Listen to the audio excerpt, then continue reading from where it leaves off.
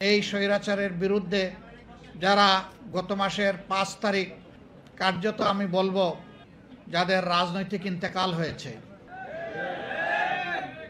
এর আগ পর্যন্ত তারা ১৫.৫ বছর মানুষকে নির্যাতন করেছে, জুলুম করেছে, অধিকার কেড়ে নিয়েছে।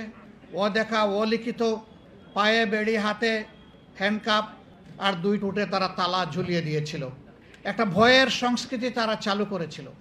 মানুষ কথা বলতে চতুর্দিকে একবার তাকায় নিত, আমার কথা কে শুনছে, পরবর্তী কনসিকুয়েন্স আমার কি হতে পারে, এগুলা চিন্তা করে মানুষ তার মনের কথা মুখে প্রকাশ করতে ভয় পেত, প্রকাশ করত না। যারা ২-১ জন সাহস করে প্রকাশ করতেন তাদের পরিণতি কি হয়েছে আমরা সেটা দেখেছি।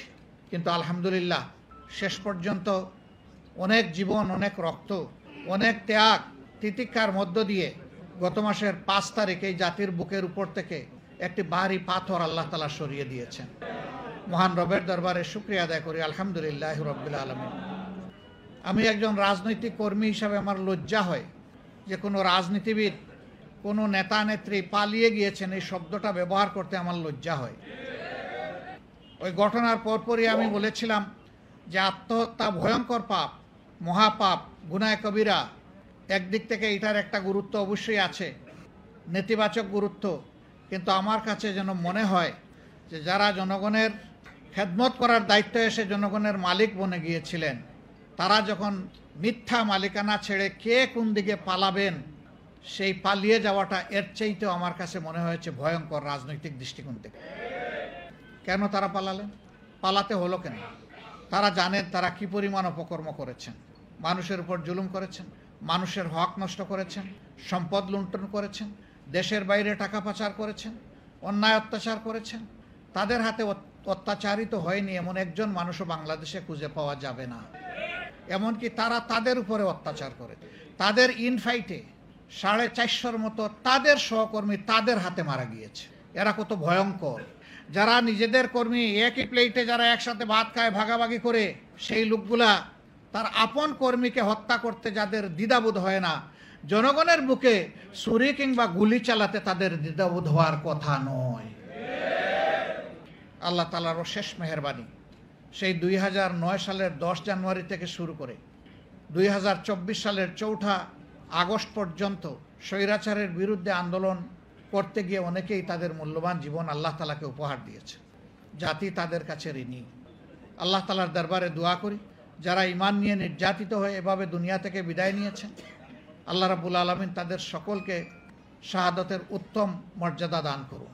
বিশেষ করে ধারাবাহিক এই আন্দোলনের শেষ পর্বে এসে কোটা সংস্কারের দাবিতে যে আন্দোলন গড়ে উঠেছিল, বৈষম্য বিরোধী যে আন্দোলন দানা বেঁধে উঠেছিল, এই আন্দোলনকে দমাতে গিয়ে গায়ের জোরে অতীতের মতো দানবীয় রূপে নিজ দেশের জনগণের অর্থে কেনা অস্ত্র আর বুলেট নিজ দেশের জনগণের উপর যারা ছুঁড়ে মেরেছিল, এই বুলেটে জাজরা হয়ে দুনিয়া থেকে যারা বিদায় নিয়েছেন, আমাদের প্রিয় জাতি তাদের কাছে চিরদিন ঋণী থাকবে।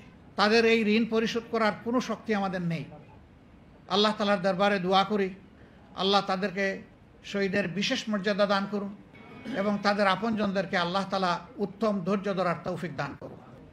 এই হাজারো শহীদের পাশাপাশি লাখো লাখো তরুণ ছাত্র জনতা, আপামর মানুষ, ১.৫ মাসের শিশু থেকে ৯০ বছরের বৃদ্ধ পর্যন্ত রাস্তায় নেমে যারা স্বৈরাচারের বিরুদ্ধে লড়াই করেছেন, আমি তাদের প্রতি গভীর কৃতজ্ঞতা জ্ঞাপন করছি। তারাও আমাদের জাতীয় বীর। শহীদরা আমাদের জাতীয় বীর, তারাও আমাদের জাতীয় বীর। তাদের কারণেই আজকে আমাদের এই সমাবেশ সম্ভব হচ্ছে। আমি আরেকবার আল্লাহর দরবারে শুকরিয়া আদায় করি এবং তাদের প্রতি কৃতজ্ঞতা আদায় করি। সম্মানিত ভাই ও বোনেরা, আমাকে সাংবাদিক বন্ধুগণ কখনো কখনো প্রশ্ন করেছেন যে এই আন্দোলনে আপনাদের অংশগ্রহণ ছিল, আমরা জানি আপনাদের দলের কি পরিমাণ লোক শহীদ হয়েছেন। আমি তাদেরকে বলেছি, মাফ করবেন, এ প্রশ্নের জবাব সোজাসাপটা আমার কাছে নেই। যারাই শহীদ হয়েছেন তারাই আমার, তারাই আমাদের, তারাই গোটা জাতির। আমরা শহীদদেরকে কোনো দলীয় সম্পত্তি বানাতে চাই না। শহীদরা গোটা জাতির সম্পদ এবং তারা জাতীয় বীর, এই মর্যাদাই তাদেরকে দেখতে চাই। এখানে দাঁড়িয়ে আমার একজন আইনজীবী বন্ধু, তিনি শহীদদের জন্য, শহীদ পরিবারের জন্য সরকারের কাছে একটি কম্পেনসেশন দাবি করেছেন, আহতদের জন্য একটা দাবি করেছেন। আমি বলবো শহীদদেরকে টাকা দিয়ে মাপা যাবে না। শহীদদের প্রতি ফোঁটা রক্তের দাম অকল্পনীয়। এই রক্তই এই দেশের মাটিকে পরিচ্ছন্ন করে দিয়েছে।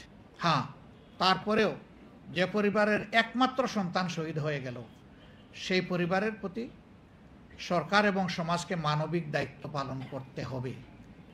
এটা তাদের প্রতি কোনো দয়া নয়, সহানুভূতি নয়, এটি আমাদের জাতীয় দায়িত্ব এবং এটা হতে হবে সম্মানজনক। সম্মানের সাথে এই পরিবার যাতে বসবাস করতে পারে, এরকম করেই তাদেরকে অবশ্যই সহযোগিতা করতে হবে। আমার কাছে উত্তম মনে হয় ওই রকম অনুগ্রহ আর দয়ার ভাব না দেখিয়ে প্রত্যেকটি পরিবার থেকে যারা কর্মক্ষম রয়েছেন তাদের যোগ্যতা মাফিক তাদেরকে সরকারি চাকরি হাতে তুলে দিতে হবে।